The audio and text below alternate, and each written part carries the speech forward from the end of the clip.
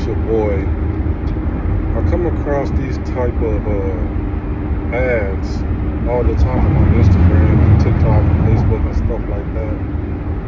And that's someone who is independent, self-published, with multiple books. Some of these books, especially my latest one, being super detailed to the point where if you put it next to a book produced by a big company, that you really can't tell the difference.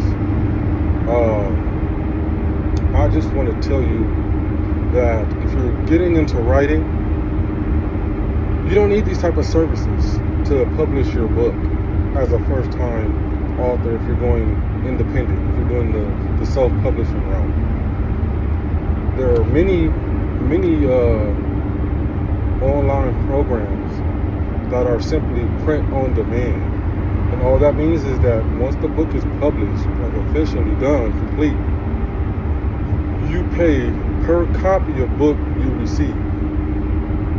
So let's say you write a book, 200 pages, and you want to charge $10 for the book. The company who is going to be printing the book for you, because it's print on demand, is going to charge you for each individual book that you purchase to sell in person. Now, most of these companies have online services that you could sell your book through, like Amazon, KDP, Lulu, and a couple other companies I can't think off the top of my head. Barnes & Noble. You can sell directly from their website most of the time. And I think companies like Lulu and there's another big one I can't think of at the moment. They actually put your stuff on multiple platforms with low cost, you know. These, you know, and the thing to look out with these type of businesses and companies is that, like, when they say they're going to publish your stuff and put it everywhere, they're not lying. They're not out to deceive you. But what they're charging you for, you can pretty much do yourself. If you take the time to learn word formatting, looking up margins, looking up how to put in pictures, how to make your page look phenomenal, look professional, you know, it takes a little time. But if you put in the effort, you can do all that shit yourself. And then you can probably get to a point where if you do one page, you can format it to where all your other pages will automatically look like that, so you don't have to keep doing the same process for every page. For instance, Black Our Way, the Ascari, very detailed book. I did everything myself, all the formatting and everything. So when I went to do the next book, which was the short story prelude to Echoes of Defiance, I already had the template. So all I had to do was just take the actual writing after I was done editing and add it into the file, because I already had my margin set, the images for the headings. Everything was already set, so I didn't need to do anything extra. With that first book, Black Art, yeah, it took some time to make it look as professional as possible. It took a year to get that book ready, but once it was ready, like, I was so proud of myself for all the work I put in. And you can tell if you go look at Black Art Way, the Ascari, whether on Kindle or paperback, it looks amazing. Like, everybody always tells me the book looks great. Full color pictures, the chapters are well written and look great. There's a book within the book, a little graphic novel inside. Like, everything about the book is as professional as it could be for someone who's completely independent on my own, outside of hiring artists and stuff like that to help me with pictures and other stuff that I can't do because I don't have the talent to do. But I'm digressing a little bit. My main point is that if you want to publish as an author, it's not hard. It's actually very easy. You don't need these companies. You just need to put in the work and write the book.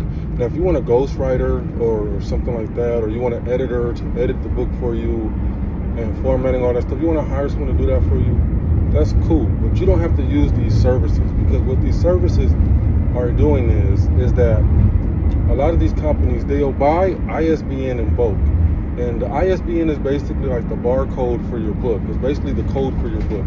It's what tells publishers that this book belongs to this number. So when they scan it, it pops up automatically. The UPC code, in other words. So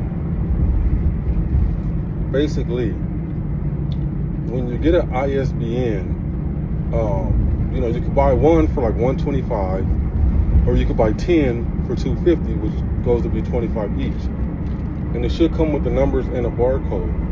So what these companies do is they'll buy a bunch of ISBNs, and then when they charge you for these services and you use their ISBN, the book doesn't belong to you. It belongs to them. Like the publishing rights of the book belongs to them, because you're essentially saying, yeah, I wrote this book, but I'm publishing it through their company. And that's the problem I have, because as an independent author, you want to be as free of other people having control over your book as possible, if that's your goal. With Amazon Kindle KDP, it's literally the same thing. If you use one of their ISBNs, you're telling Amazon that, yeah, they partially own the printing of this book. You wrote it, but since Amazon is printing it, you only partially own it. You can't use that ISBN that you get through Amazon anywhere else. And as an independent author, one thing I learned is that for every version of your book you have out there, hard copy, paperback, one company, two company, ABC company, however many versions, they each need to have their own ISBN. So let's say you get a deal with one of these companies, and you say, let's say you pay $500, and you have 10 different versions of your book out there, and they own all 10 of these ISBNs. Everywhere you go to publish your book is going to say ABC Publishing Company. Yes, it's written by you, but that ISBN belongs to ABC Publishing Company. And me personally, that's not something I want to do. I'm going to spend money creating my book, then I'm going to completely own it 100% of the way. I don't want nobody else to control anything I have over this book. And that's just the moral of the story. With these companies, you don't really need them. Now, if you want to go that route and you don't mind them partially owning your publishing, then that's cool. That's fine. But if you want to be independent, then you have to be completely independent. It's okay to hire like freelancers and stuff like that to do the things that you can't do. There's certain things as a writer I can't do. I can't draw, you know what I'm saying? I can't create a comic book. So yeah, I'm going to reach out, I'm going to hire people. When it comes to writing book blurbs, I'd rather get someone who has a fresh take on the story, so that way they can write the book blurb how they see fit, and then I'll go back and I'll edit it depending on, what they wrote.